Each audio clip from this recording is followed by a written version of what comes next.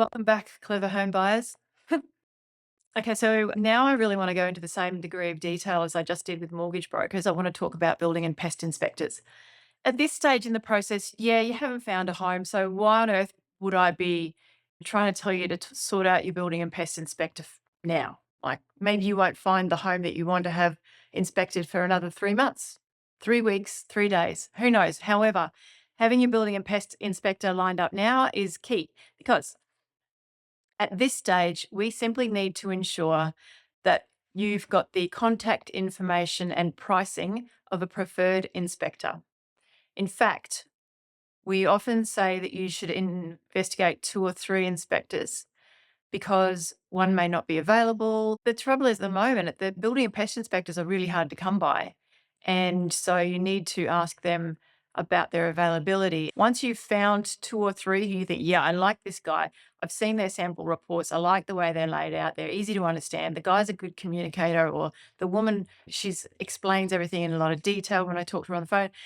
Start keeping the names and numbers of these people because when you need a building and pest inspection done at short notice, you're going to need to be able to find someone that you like quickly. So, firstly, you should select an inspector or inspectors based on the quality of their inspections. That often comes down to reviews, recommendations, and their reputation. You can't afford to hire a dodgy inspector who might skip or miss something critical. Secondly, you need to attend the inspections. You should follow them around whilst they conduct the inspection so they can chat with you about everything they observe. Thirdly, you can hire an inspector who does both building and pest inspections, or you can select a building inspector and a separate pest inspector. I like having one person who does both jobs as it's just one appointment that you need to attend. However, don't let the ease of the appointment make the decision for you. If you think the home needs a really good, thorough building inspection, get the right building inspector for that. And if you're frightened about termites and you don't want a quick termite inspection, then hire a company who specializes in termites. It might cost a bit more, but if this is the home that you truly want to buy, there's always things you have to weigh up in life. This is one of them.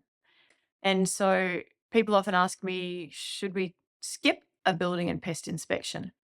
And so that's why we've got a whole another video down in module 4 about that. So today's just really making sure that you understand the importance of a building and pest inspector up front so that you can do your homework and have one sorted for when you actually do need one, when you really need one and you can't find one.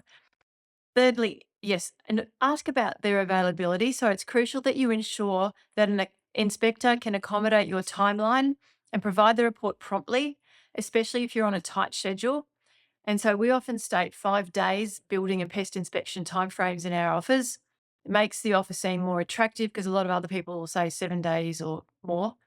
But it also means that we need the inspection conducted and the report provided within 2 to 3 days so that we have time to react to that report if something pops up in the report. Generally at the top of the report, they'll usually have something at the top saying this is the red flags that we've noticed. Otherwise, everything's as it should be for a home this age. But if you're walking around with the building and pest inspector, you'll get that information pretty clearly and quickly from them on the day. And then you might not have to wait for that report to come through because you're actually physically there. You can say to him or her, oh, so you've got a feeling that there is something wrong with the way that that was constructed. You can start doing your homework and investigating that before they even send the report through. So you're on top of things so you can still find out if you want to buy that home before it's time to place the offer or the deadline's coming or the auction's coming. Check their qualifications and experience. Ensure the inspector is licensed and is a member of the Queensland Building and Construction Commission. Ask about inspection methods. Inquire about the tools and techniques they use during inspections. For example, some termites really can only be found if they've got like a heat meter. There's a better name for it. Can you believe it? I can't remember what it's called off the top of my head right this minute. That's frustrating. It's like an infrared thing they point at the walls and it shows the termites in the walls. And I'm embarrassed now because I can't remember the name of it. Ask what they use. Oh my gosh, don't tell me it's written there. It's written there. And more about the tools and techniques they use during inspections. Advanced methods like thermal imaging. Wow, was I trying to think of that? Moisture meters and endoscopes can provide a more thorough assessment. Request a sample report and check their insurance coverage. So obviously we go into more detail in module 4, and I have a sample building and pest report there for you that we'll go through. But building and pest inspectors, just want you to know in module 1, start getting them lined up now. Don't wait until you suddenly need to find one and you're hiring dodgy Dan because he's the only one available.